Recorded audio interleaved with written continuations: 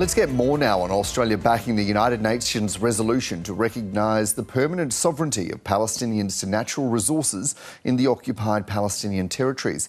Regina Weiss is a barrister and a former ICC prosecution trial lawyer and joins us now from Melbourne. Good morning. Thanks for your company. Can you give us the context to this vote and what's really happening here? Yeah, good morning, Dan. And yes, thank you. Look, it really has been a landmark day for Australia and, fulfilling our obligations under international law. What happened here is that the second committee approved two draft resolutions, and one was relating to the exploration of natural resources in the occupied Palestinian territory, including East Jerusalem. Now, what's really important here, Dan, is that the words permanent sovereignty of the Palestinian people in the occupied Palestinian territories was included. Now, it's been decades since those words permanent sovereignty were introduced relating to Palestine, but it's the first time we've seen Australia back anything like this at the UN. So it's a really important day for Australia. And can you just unpack that for me a little more? Because the use of those words, permanent sovereignty, is just the fact that they are in there significant without a broader United Nations debate about those words specifically? Look, they're very important, particularly in the climate we see at the moment. You know, there's been a lead up this year, Dan. There really has been a lead up to this. There was a UN General Assembly resolution which called for Israel to withdraw military forces and cease settlement activity. That was in September, and Australia abstained from that vote.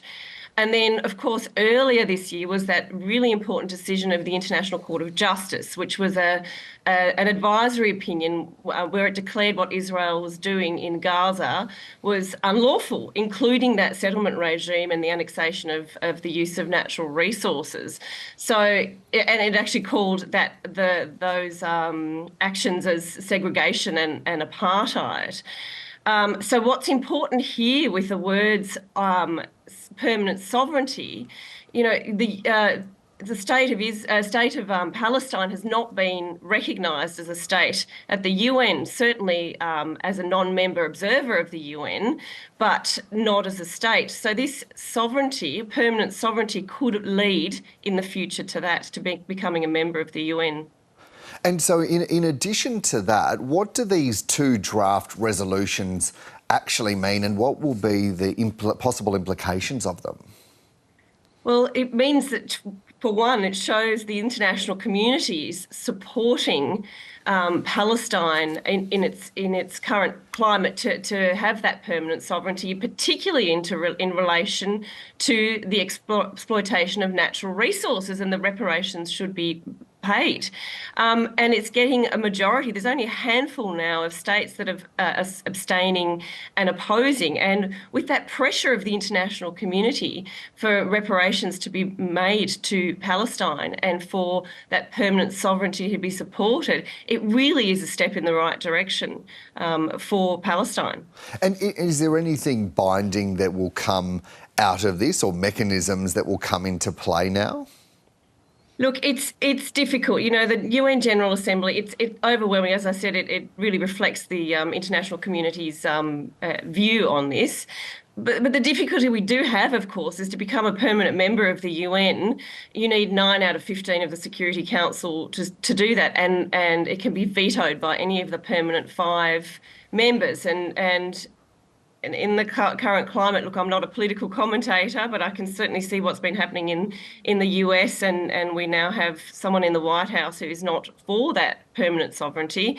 It may be a long road ahead for Palestine to get there, but certainly the pressure is mounting. And keeping in mind that about what your point of not being a political commentator, I wonder if you have a reaction at least to the fact that there has been criticism from the federal opposition and some Jewish groups here in Australia. Look, I mean, there's always going to be criticism, but my background is a war crimes prosecutor, and I can see war crimes have been committed in Gaza at the hands of Israel in Palestine, and that needs to stop. So this occupation is illegal. It's been declared so by the highest court in the world, the International Court of Justice. It's the UN's highest judicial body, and anyone that's a member state to the UN must follow what the UN's highest court says. So whether or not there's differing opinions, this is what international law says.